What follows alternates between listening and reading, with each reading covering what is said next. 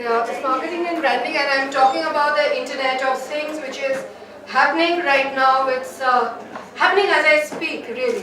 It started off, the Internet of Things is a very old concept. It was spoken about almost 40 years back, but the way that it's taken off is just around the corner. It's around March that Cisco, the company Cisco and IBM Watson got into it very seriously. So the future is here. The Internet of Things is the Gutenberg press of our time. Collates, analyzes, and it's real-time knowledge. And all of you are at this moment with sensors, very simply put, because every one of you have smartphones. And if you have a Fitbit along with it, then God save you, you'll be working with a sensor.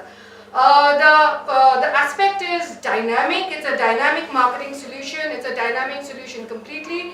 And what in consumer behavior we talk about, or even newspapers, wherever there's audiencing, we talk about segmentation.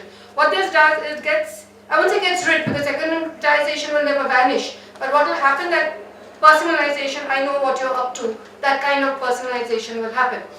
My review of literature, I'll kind of go through it very fast. If you notice, it's really Internet of Things, technology. A lot of it is how Jeopardy beat, how Jeopardy was beaten by the Internet of Things. But the computer beat Jeopardy.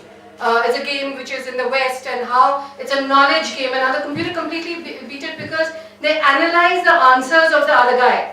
They analyze the answer of the real human being. And this review of literature has a huge amount of, at this moment, it's technology oriented, very little of it is consumer oriented, though the movement is to understand consumer behavior. Everything has a unique identifier, and this unique identifier is growing. So, because nanotechnology as such is growing. Now let's take smartphones, our obvious sensor. I carry on a Kindle, so people know my reading taste, whether I read romance, cheesy romances to whatever else I pretend to read. So then I have all of it on my Kindle, and the Kindle knows exactly, because it's got a sensor. Google Class flop, but that's the way it's going to go ahead in the future. Your banking solutions, everything will have a little sensor which you move around with. It's like the leopard who moves around the forest with a sensor. Yeah. Okay, I lack my technical knowledge, but Shyama, I'm wondering, like, how does a sensor technically work? Like, technically. Okay, I'm taking a very simple sensor that you're carrying right now. You're carrying a smartphone. Okay, the simple sensor of the smartphone knows that you're in this area of Jaipur. You're not in the main area of Jaipur, you're in this Amity campus, which is located here and there. From this Amity campus, you are, there are so many things that are close by that you could access. Okay, you're buying things from here, you're doing things from here, you're doing so many things from Amity campus right now that Google, what you're watching on your phone, everything that, if you take the simplest sensor which Google is using, it's Android sensor, it knows exactly what you're doing with that phone. Extend it to somebody wearing, you get these running, when you run, you kind of take the laps. You wear the running meter over here.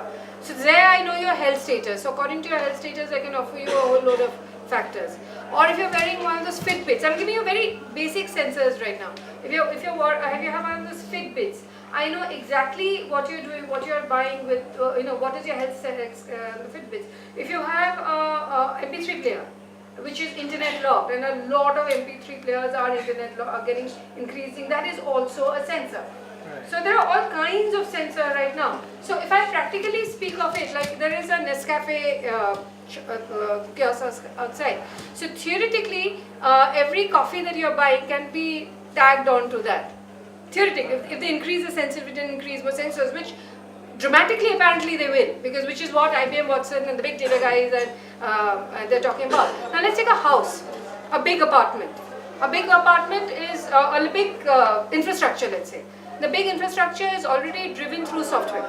The air conditioning, the heating, which also have multiple layers for the house. So I'm consistently selling you more and more products for the house. So the options are this: putting a sensor, I can put one on the chair if needed, right now. But what I'm talking about, the legal sensors that are allowed. I mean, I'm not allowed to put one on the chair. Yeah, exactly. But if I can push the companies to, like, I'm sensing your spine location, and it's a medical thing, so I can. So it's how much I can. Anyway, they're censoring an organ of our body. Absolutely.